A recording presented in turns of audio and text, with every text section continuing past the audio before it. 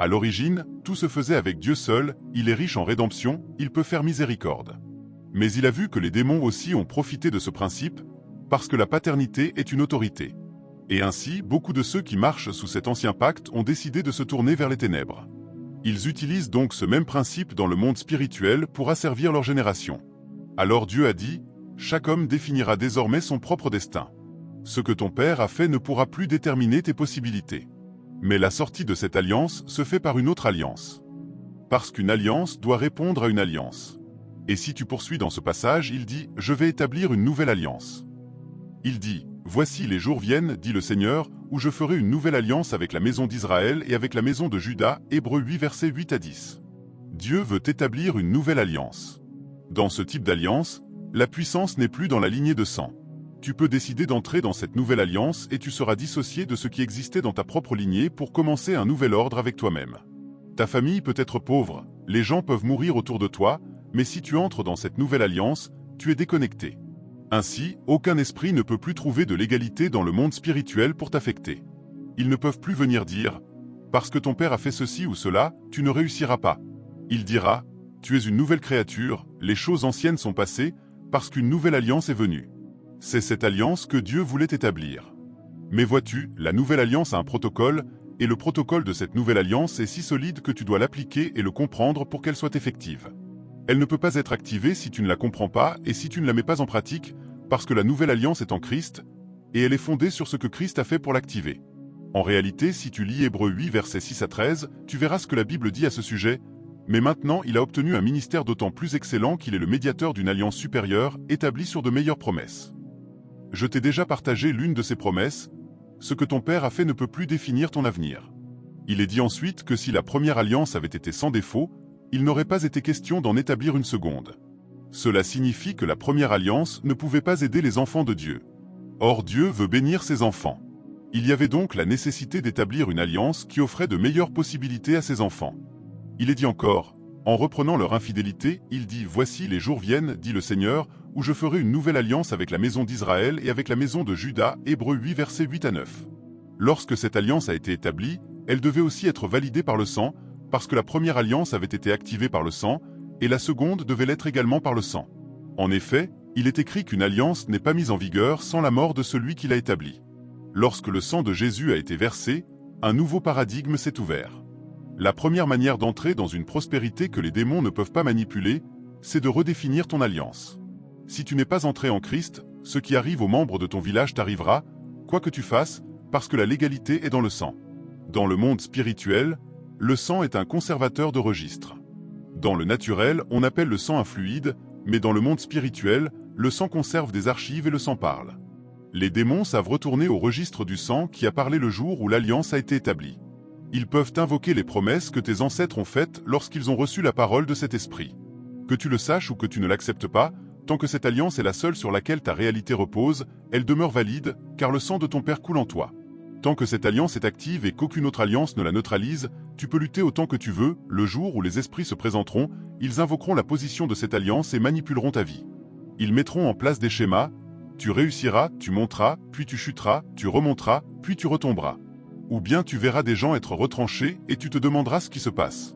L'alliance continue de parler parce qu'elle est dans la lignée du sang. La manière dont Jésus est venu effacer l'acte qui était contre toi, c'est par le fait que son propre sang a été versé. Dans Colossiens 2 verset 14, il est écrit qu'il a dépouillé les principautés et les puissances, les livrant publiquement en spectacle, triomphant d'elles par la croix, et que l'acte dont les ordonnances nous condamnaient a été cloué à la croix. Ainsi, toute personne qui entre en Christ, tout ce dans quoi le sang de ses ancêtres, les accords ou les arrangements de ses ancêtres étaient impliqués, la Bible dit que cela a été effacé. Cela n'existe plus. Le problème de beaucoup de croyants, c'est qu'ils ne savent pas qu'une alliance supérieure est venue, et qu'en Christ Jésus, il n'y a plus aucun fondement légal pour qu'ils soient en captivité. S'ils comprenaient cela, ils se lèveraient dans l'esprit pour faire la guerre. Laisse-moi te montrer comment Dieu agit. Même si Dieu est souverain, Dieu opère selon ses propres lois. Il ne s'est pas contenté de dire « c'est fini ». Après que Jésus est mort et que son sang t'a purifié et a effacé tous les registres qui étaient contre toi, Dieu n'a pas simplement dit « bienvenue ». L'ancienne création devait être terminée, parce que tant que l'ancienne création n'est pas terminée, le diable peut encore faire des réclamations. Ce qui s'est passé à la croix s'appelle la substitution. Au moment où tu acceptes Jésus à la croix du calvaire, ce n'est plus seulement Christ qui est sur la croix. Dieu te voit aussi sur cette croix. Quand Jésus est mort, ce n'est pas seulement Jésus qui est mort. Quand Jésus a été enseveli, ce n'est pas seulement Jésus qui a été enseveli. À la croix et dans la sépulture, l'ancien homme qui était connecté à ta lignée de sang a été mis à mort. Et ainsi, toute personne qui est en Christ Jésus, aux yeux de Dieu, le sang de Jésus n'a pas seulement effacé les registres. Cet homme ancien n'existe plus. C'est pour cela que j'ai dit que voici le témoignage, tu as la vie éternelle. Si le registre vient du ciel, il surpasse tout autre registre. Ainsi, ce que Dieu a fait, c'est qu'à la croix il t'a fait mourir, et dans la sépulture il t'a enseveli. Maintenant, la personne qui est ressuscitée avec Christ le troisième jour n'est pas le même homme que celui qui est allé à la croix. C'est pourquoi Paul dit que quiconque est en Christ Jésus est une nouvelle créature, 2 Corinthiens 5 verset 17. Il dit que les choses anciennes sont passées, voici, toutes choses sont devenues nouvelles. Et Dieu ne s'est pas arrêté là. La Bible dit dans Romains 5 verset 1 que Dieu nous a gratuitement justifiés par cet acte de foi que nous avons posé. Il y a donc déjà un verdict dans la cour du ciel. Tu n'es pas seulement déclaré innocent, tu es aussi déclaré justifié et acquitté. Cela signifie qu'il n'y a plus aucun dossier contre toi dans le domaine de Dieu en ce qui concerne le fondement de la prospérité. À cause de cela, le type de prospérité auquel tu as désormais accès est de l'ordre de Christ. C'est pourquoi il est dit dans Romains 8 verset 17 que nous sommes cohéritiers avec Christ. Un homme qui est cohéritier avec Christ possède tout ce qu'il cherche parce qu'il est entré dans le potentiel de la véritable richesse, une richesse incommensurable et inimaginable, parce que les alliances ont été modifiées. Mais vois-tu, après avoir réglé la question de l'alliance en acceptant Christ, tu dois maintenant aborder la question de la consécration. Car lorsque tu regardes la vie d'Abraham, sa marche avec Dieu ne reposait pas seulement sur l'alliance. La marche d'Abraham avec Dieu reposait aussi sur la consécration. L'alliance traite avec l'esprit, la consécration traite avec l'âme. Dans l'alliance, toute la transaction qui s'est produite s'est faite dans l'esprit.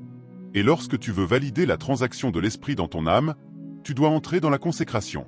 Si tu lis Genèse 26 verset 5, Dieu parlait alors au fils d'Abraham. La raison pour laquelle il a béni Abraham n'était pas seulement à cause de l'alliance, mais aussi à cause de la consécration. Si tu n'as que l'alliance sans la consécration, l'esprit adverse créera des schémas à partir de ton manque de consécration à Dieu.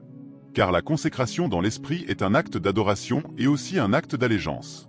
Il disait à Isaac à partir du verset 24 qu'il allait le bénir à cause d'Abraham, parce qu'il avait gardé ses commandements, ses statuts et ses lois.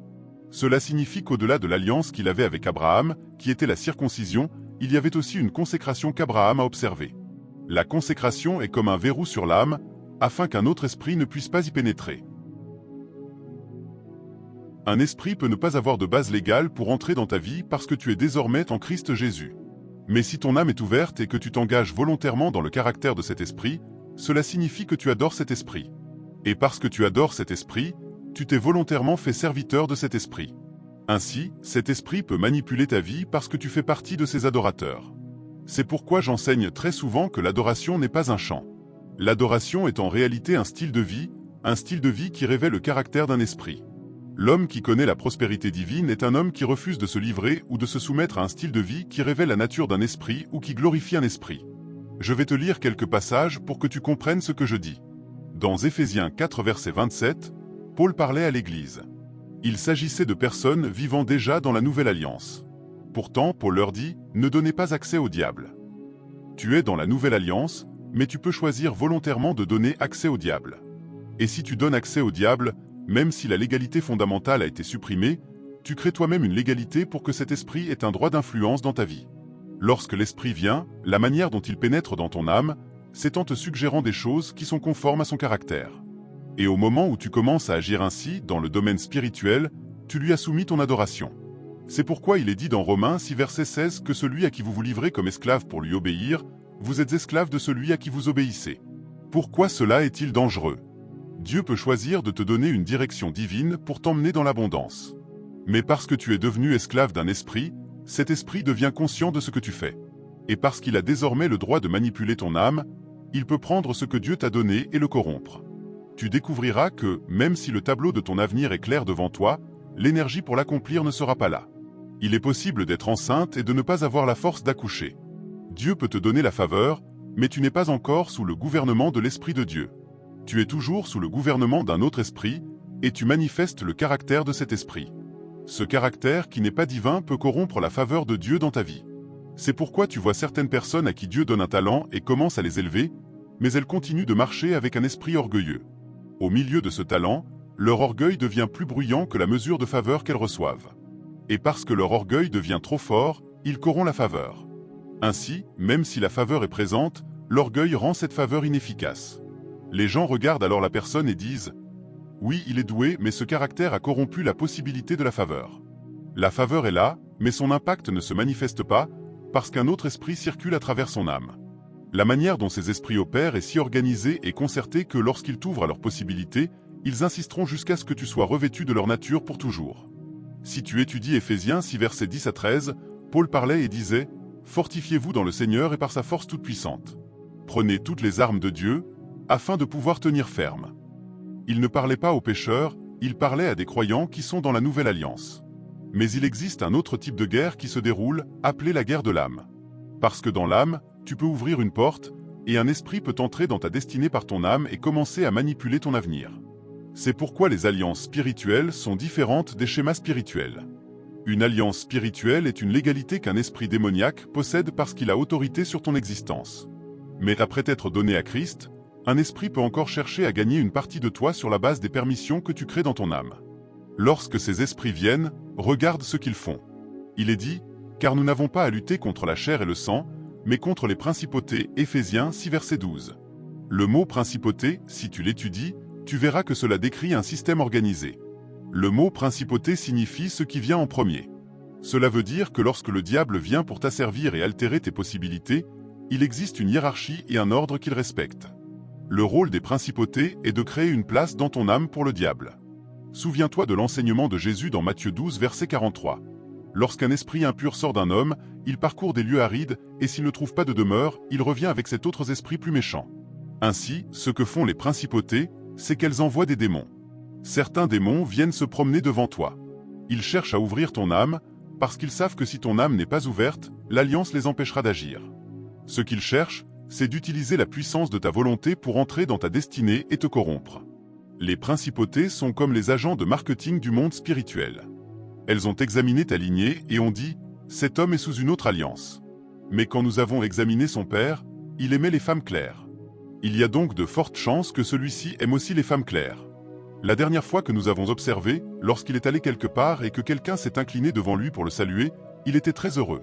Cet homme aime la louange. Les démons viennent alors et commencent à proposer des choses adaptées à ton profil. Je vais te montrer ce qui se passe dans le monde spirituel lorsque des portes s'ouvrent, dans Ésaïe 56 verset 9. Tu dois devenir un gardien de ton âme. Parce qu'après être entré en Christ, la bataille devient une bataille des portes, et cette porte, c'est ton âme. Dans Ésaïe 56 verset 9, la porte d'une ville a été ouverte parce que les sentinelles dormaient. Regarde ce que font alors les principautés. Elles sont les crieurs du monde spirituel. Il est dit, vous toutes, bêtes des champs, venez pour dévorer. La porte s'est finalement ouverte. Mais il attendait depuis que cet homme a donné son cœur à Christ. Il a fallu 7 ans pour que la porte s'ouvre. Maintenant que la porte est ouverte, il dit « Vous toutes, bêtes, venez dévorer ». Il ajoute « Vous toutes, bêtes de la forêt, venez dévorer ». Pourquoi? Au verset 10, il est dit « Les sentinelles dorment ». L'homme est entré en Christ, se reposant dans la couverture du Père, jusqu'à ce qu'il oublie que son point le plus faible est son âme. Il n'a donc pas monté la garde sur son âme. C'est pourquoi la Bible dit « Garde ton cœur plus que toute autre chose, car de lui viennent les sources de la vie. » Proverbe 4 verset 23. Cela signifie que ta prospérité est liée au degré auquel tu sécurises ton âme. Il est dit que ces sentinelles sont aveugles. Il existe 6 maladies d'un gardien. Chaque gardien est exposé à 6 types d'infirmités. La première infirmité du gardien est l'aveuglement spirituel. Arrive un moment où il ne comprend plus les priorités. Il prie encore, mais il a oublié que la priorité est la pureté de l'âme. Sa prière devrait être d'alimenter son âme pour qu'elle demeure pure. Comme il oublie la priorité, il devient aveugle. La deuxième infirmité, c'est l'ignorance. Ils ne sont pas conscients. C'est pourquoi Paul dit que nous ne devons pas être ignorants des stratagèmes du diable. 2 Corinthiens 2 verset 11. Peut-être devrais-je te raconter mon histoire. Après avoir donné mon cœur à Christ, pendant de nombreuses années, j'ai servi chaque principe que je connaissais, je les appliquais, mais rien ne fonctionnait. Je travaillais dur, je me disais qu'au moins quelque chose devait marcher, mais il y avait une couverture posée sur la famille que personne ne pouvait briser. Il y avait 3 grands schémas dans ma famille. Le premier schéma était la mort. Au mois de mars, quelqu'un mourait. 2 ans après, un autre mois de mars arrivait, quelqu'un mourait. En 5 ans, 6 personnes sont mortes. C'est là que j'ai compris qu'il y avait un schéma. Pendant ce temps, mes sœurs étaient belles, je peux te le dire gratuitement, des femmes élégantes. Toutes ont atteint la trentaine et personne n'est venu les demander. Le schéma était soit la stérilité, soit l'absence de mariage, soit l'endettement. Le troisième schéma était un manque chronique et une pauvreté chronique. Il n'y a aucun verset que tu peux citer pour le briser, aucun jeûne qui le brise. Je me demandais ce qui se passait. Une année, j'ai décidé de faire 21 jours de jeûne chaque mois. En janvier, j'ai fait 21 jours de jeûne, puis 6 jours de repos. En février, j'ai recommencé 21 jours de jeûne. Je me disais, quelque chose doit se produire. Pendant ces 6 mois de jeûne, je marchais dans ma chambre en priant, je mouillais le sol de mes larmes, et soudain, j'ai eu une visitation. Des gardiens du royaume démoniaque sont apparus parce que quelqu'un commençait à troubler l'équilibre de l'écosystème spirituel. Ils sont venus. Je regardais autour de moi, je marchais, je n'étais pas couché. Si j'avais été couché, j'aurais dit que c'était un rêve. Je marchais, je me suis retourné et j'ai vu 2 créatures debout. L'une d'elles avait la ressemblance d'un homme, mais d'un homme exhumé de la tombe. Je pouvais voir à travers sa peau, les termites l'avaient dévoré. Je pouvais voir les os, et l'autre se tenait là avec de nombreuses cornes, environ 10 cornes. Pendant que je réfléchissais encore à la signification de cela, le mur de ma chambre disparut, et je découvris que bien que ma maison soit à Makurdi, soudain ma maison apparut à Utuwa. C'est alors que je compris que l'emplacement physique est un mirage. Le véritable emplacement est dans l'esprit. Je suis allé à Makurdi louer la maison, j'y habitais, mais le terrain dans l'esprit était encore l'ancien territoire d'Utuwa. Tandis que je me tenais là et que j'observais, la voix du Seigneur commença à me parler et il me dit « Ce sont les dominateurs de ta lignée de sang, et la porte qu'ils ont vers l'âme des hommes est quadruple. » Il dit « La première est le mensonge. Parce qu'il y a une grâce sur ta langue, tu parles, tu peux gérer rapidement les situations, peu importe ce qui arrive sous pression, tu coordonnes les choses avec aisance. Mais cette même puissance sur la langue porte aussi une corruption, le mensonge. Si tu continues à mentir, même si tu sèmes toutes les semences que le plus grand évangéliste t'enseignera à semer, tu sèmeras toutes les semences et tu deviendras pauvre, parce que ces esprits insisteront pour dire que la richesse, la puissance et l'influence ne doivent jamais demeurer sur toi. Il dit, la deuxième porte, c'est l'orgueil. Mon peuple est pauvre, mais ils agissent comme s'ils étaient des dieux. Personne n'est plus grand qu'eux parce qu'ils sont intelligents. Ils manifestent l'orgueil dans leur connaissance, et cela coule dans la lignée de sang jusqu'à aujourd'hui. Je combats encore l'orgueil, parce que parfois nous venons comme cela, et Dieu dit, tu es sur le point de briser ton propre système de sécurité. Alors l'humilité devient un conservateur. Tu veux te mettre en avant, et tu te rappelles que c'est une clé. Tu veux ouvrir la porte, et ils appelleront la bête blanche, ils vont bientôt les invoquer. La troisième porte, c'est l'ivrognerie. Là d'où je viens, on extrait le vin de palme. Chaque concession a des palmiers. La manière de savoir si tu es un homme, c'est que quand tu as 4 ou 5 ans, on te donne une tasse de vin de palme. Si tu la bois sans la faire tomber et que tu la vides, on dit « voilà un homme ». Un homme est né ici. Et ainsi, nous tirons fierté de la boisson. Quelqu'un peut s'asseoir et boire une grande quantité, puis se lever et rentrer chez lui. On te regarde et on dit « celui-ci est le tonnerre ». Tu marches en titubant sous l'effet de l'alcool, et on t'appelle tonnerre. Et quand tu es offensé, tu t'excuses, et tu continues encore. Et enfin, la quatrième porte, c'est l'immoralité. L'esprit se tiendra là et dira « Même si tu t'appelles évêque, tu n'iras nulle part. » Ils m'ont dit, pour sécuriser l'héritage de Dieu sur ta vie, ferme ces portes. Si tu fermes ces portes, tu prospéreras. C'est à ce moment-là que j'ai compris comment ces esprits opèrent. Maintenant, si tu étudies le livre d'Éphésiens, après que les principautés sont venues sécuriser les frontières de ton âme, il est dit que les puissances viennent ensuite. Éphésiens 6 verset 12. Regarde comment la Bible appelle ces puissances. J'essaie de délivrer quelqu'un, parce que tu as pratiqué donner, et il vous sera donné. Luc 6 verset 38. Tu l'as pratiqué pendant 30 ans, mais si ces choses sont à l'œuvre, ce sont des puissances qui retiennent les hommes captifs. Ces puissances sont assez fortes pour frustrer les principes que tu appliques. Si tu ne soumets pas ces puissances, et chacun ici connaît les puissances de sa lignée de sang, elles contrôlent l'âme de ta famille. C'est pour cela que, même si tu es en Christ, Christ ne peut pas te faire prospérer, parce que le monde spirituel est un monde légaliste.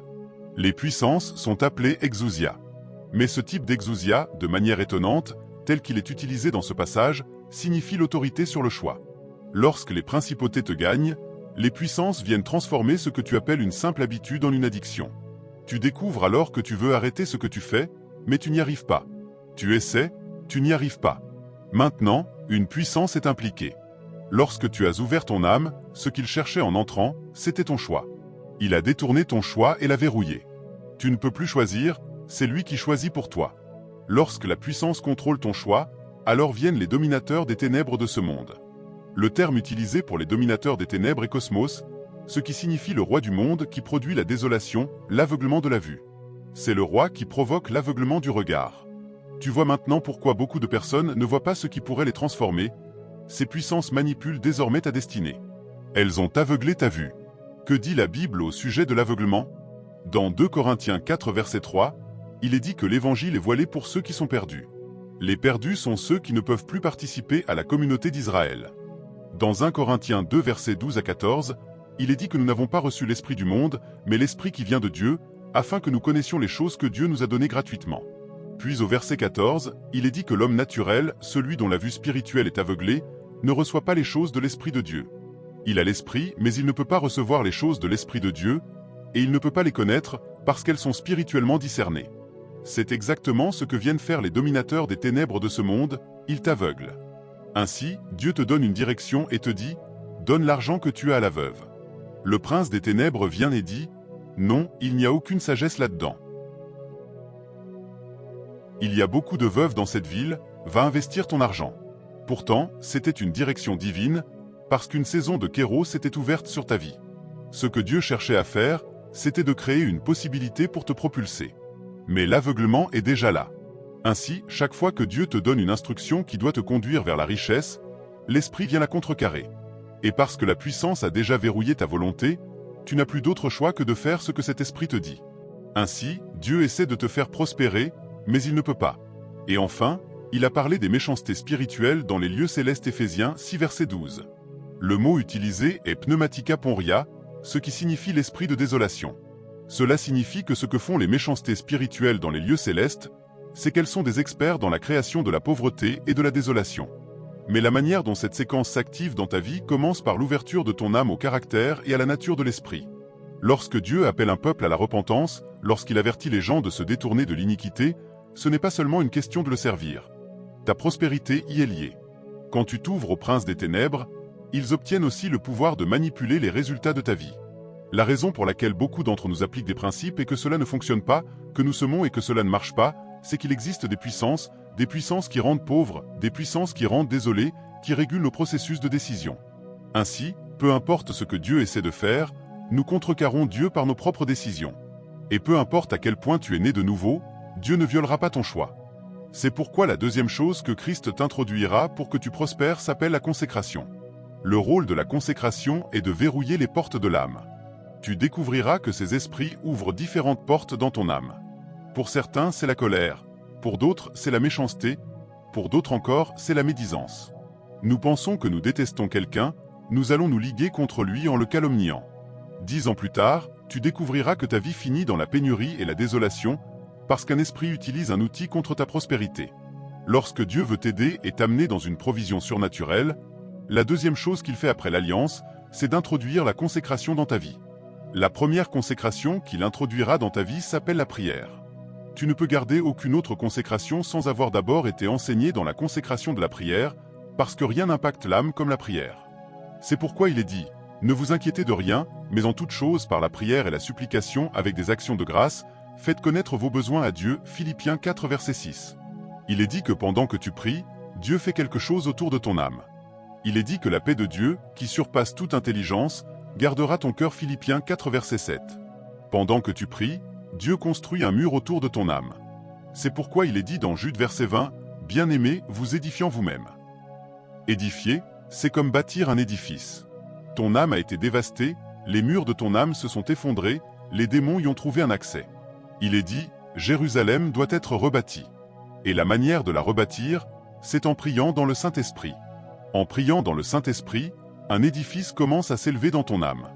Ainsi, toutes les portes qui étaient poreuses commencent à se fermer, parce que la prière ferme la porte de la pauvreté et ouvre la porte de la prospérité, car quand les hommes prient, ils font un travail aux portes. C'est pourquoi les hommes de prière sont appelés des sentinelles, parce que lorsque tu fais le travail de la prière, tu viens aux portes. La première chose que tu fais aux portes, c'est de fermer toutes les brèches dont le diable a profité. As-tu lu ce que Jésus a dit?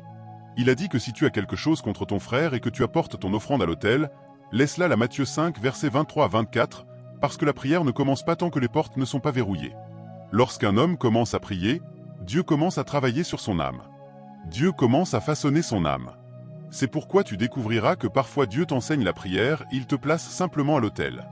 On dirait qu'il te laisse là sans te bénir. Les portes sont ouvertes, alors il te laisse à l'autel. Tu pries, et lui sait les portes, il sait les portes. Puis tu découvres qu'à mesure que ta prière devient constante, ta langue légère devient gardée. Certaines choses que tu disais avec légèreté, tu ne peux plus les dire. Tu veux les dire, mais tu découvres que ta langue est désormais connectée à ton cœur. Ton cœur commence à entrer dans un nouvel alignement avec ta langue.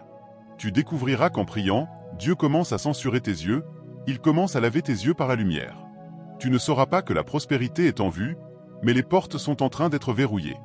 Lorsqu'une forteresse est bâtie autour de la porte, quelque chose d'autre se produit. Les chaînes qui te retenaient derrière les barreaux commencent à tomber d'elles-mêmes. La Bible dit dans Actes 12 que lorsqu'Hérode vit qu'il avait plu aux Juifs en faisant mourir Jacques, il fit aussi arrêter Pierre et le fit enfermer derrière des portes closes entre 16 gardes. Et soudain, il est dit que l'Église priait pour Pierre. Lorsque la prière commence, les portes et les fondations commencent à trembler. Il est dit que soudain l'ange du Seigneur descendit et que les chaînes tombèrent. Même Pierre ne comprenait pas ce qui se passait, il pensait que c'était une vision. Il lui dit « Sains-toi, lève-toi rapidement et suis-moi ».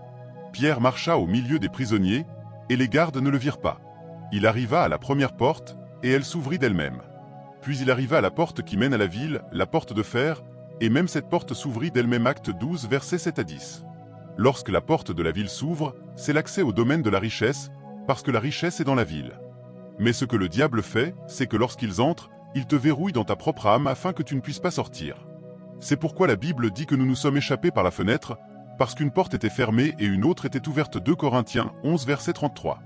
Mais bien souvent, lorsque Dieu veut fermer les portes des gens, il ne paie pas le prix de la consécration. Il commence à prier, puis la distraction, la même distraction qui a été la racine du mal pour le diable, commence à les retirer de l'autel. C'est pourquoi Daniel dit « Pendant 21 jours, je n'ai mangé aucun mets délicat » Daniel 10 versets 2 à 3. Pendant 21 jours, l'homme est resté à l'autel jusqu'à ce que la commission vienne du ciel. Et au moment où cette commission arrive, tu découvriras que la porte de la prospérité s'ouvrira pour toi. Tu ne manques pas de talent. Tu ne manques pas d'opportunités. Le problème, c'est que tu ne peux pas voir les opportunités parce qu'il y a un prince qui t'aveugle. Et ce prince t'aveugle parce que l'immoralité est encore là, parce que l'immoralité est ce qui donne à ce prince une autorité. Le mensonge est encore là. L'alcoolisme est encore là. Si c'est la richesse divine que tu recherches, certaines portes doivent se fermer et d'autres portes doivent s'ouvrir. Et la manière dont cela se produit, c'est par la consécration.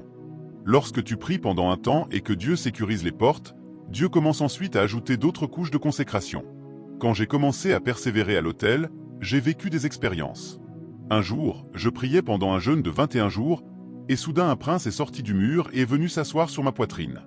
J'ai essayé de le repousser, je n'y arrivais pas, puis j'ai dit « Jésus, sauve-moi ». Quand la lumière est venue et que le prince s'est dématérialisé, pendant 2 semaines j'ai lutté contre la convoitise. C'est à ce moment-là que j'ai compris que ces esprits sont réellement les régulateurs de l'âme des hommes. Mais lorsque tu perces dans la prière, Dieu commence à sécuriser ta destinée et Dieu commence à te donner des consécrations. J'en ai beaucoup. Certaines sont pour des saisons, d'autres sont pour l'éternité. Ces consécrations deviennent les secrets de ton monde, parce que ce sont elles qui garderont tes portes perpétuellement fermées. J'en ai partagé une avec eux hier. Quand j'ai prié et percé dans la prière, l'une des choses que Dieu m'a dites, c'est « Trouve des jeunes et influence-les ». Le seul endroit où je pouvais trouver des jeunes, c'était dans les écoles. J'ai commencé par enseigner les mathématiques et la physique. J'ai enseigné les mathématiques et la physique jusqu'à ce que, même dans cette école, les princes et les propriétaires viennent et me demandent de suivre le système de fraude. La même consécration que Dieu m'avait donnée pour me préserver est devenue un piège à l'intérieur. J'ai refusé. J'ai dû quitter cette école. Je suis allé dans une autre école et j'ai continué. Le problème de cette école, c'est qu'il y avait des personnes très haut placées. C'était une école publique cette fois-ci. Il y avait des directeurs adjoints, des personnes très élevées. Ils arrivaient à l'école à 8h30, certains à 9h, après tout, certains n'avaient pas été payés depuis 7 mois. Quand tu arrives à l'école, quelqu'un qui arrive à 8h30 écrit 7h10. Comment 8h30 est devenu 7h10? Tu vois 30 personnes écrire 7h10, 7h11, 7h12, 7h30, alors qu'il est presque 8h30. Quand je suis arrivé, je voulais écrire l'heure, j'étais arrivé vers 8h20, j'ai écrit 8h20. L'enseignant qui se tenait là m'a regardé comme un extraterrestre, parce que maintenant que j'avais écrit 8h20, j'avais exposé tous ceux qui arriveraient plus tard.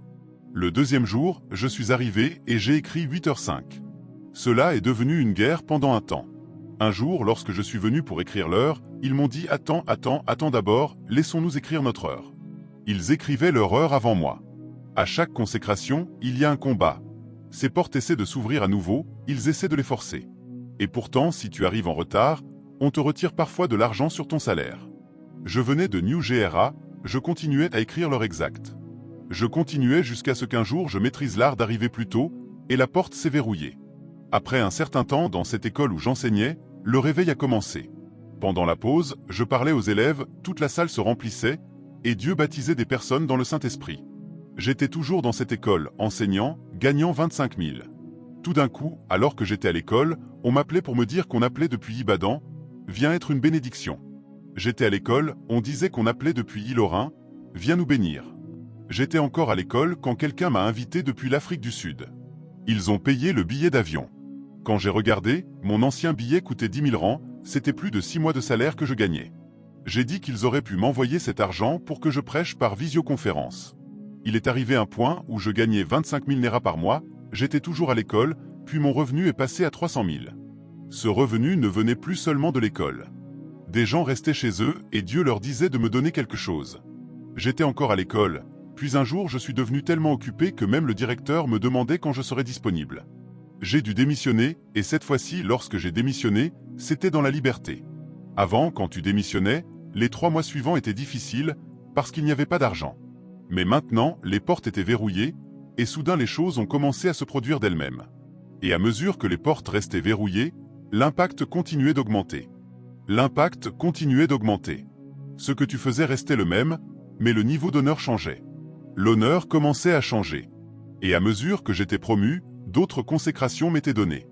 À un moment donné, Dieu m'a dit, quand tu prêches pour un ancien, ne prends pas d'honoraires. Pourtant, ce sont justement les anciens qui peuvent te donner en fonction de ta saison actuelle. Tu ne comprends pas encore, et c'est une parabole. Quand tu entres dans une nouvelle saison, tu dois la mesurer depuis la limite supérieure.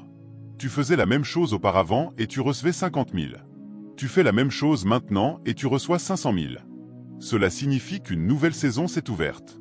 On commence à te voir différemment. Maintenant, les personnes qui se reliaient à moi selon ma saison actuelle, Dieu m'a dit de ne pas recevoir d'elles. Je faisais attention à ne pas appeler quelqu'un père, afin de ne pas m'enfermer dans une position. J'ai commencé à appeler tout le monde ancien, les honorant. Quand je venais prêcher, certains se levaient pour dire qu'ils faisaient cette œuvre depuis 30 ans. D'autres disaient qu'ils la faisaient depuis 40 ans. Pourquoi me dites-vous le nombre d'années que vous avez fait cela? Maintenant que j'ai entendu le nombre d'années, cela devient un fardeau. Parfois, après avoir prêché, ces personnes m'emmenaient dans leur bureau pour prier pour moi, mais je savais que ce n'était pas juste, parce que sans contradiction, le plus petit est béni par le plus grand. Hébreux 7 verset 7. Je m'agenouillais tristement pendant qu'ils priaient pour moi. Après qu'ils avaient prié pour moi, je ne les reprenais plus à la radio. Ce que Dieu m'enseignait, c'est qu'il me donnait leurs nombreuses années de stabilité. Certains ont été justes pendant 30 ans. Certains sont restés pertinents pendant 30 ans. D'où je viens, les gens sont retranchés. D'où je viens, les gens montent et chutent. Ainsi, Dieu commence à te donner différentes consécrations pour différentes saisons et pour différents objectifs. Tout cela fait partie de la manière dont Dieu t'amène dans l'abondance. Il y en a parmi vous qui ont besoin de la sagesse pour créer une entreprise. Mais dans votre lignée, personne n'a jamais créé d'entreprise. Ainsi, quand Dieu veut vous aider, après que vous avez percé dans la prière, Dieu peut vous envoyer honorer quelqu'un. Et en honorant cette personne, cela devient la base par laquelle vous rencontrerez la personne qui vous aidera à lancer l'entreprise. C'est ainsi que vous entrez dans la sagesse pour la création de richesses. Il existe des puissances qui tirent les hommes vers le bas, et tu ne peux pas nier leur existence. C'est pour cela qu'il y a beaucoup de chrétiens, mais très peu font de l'impact.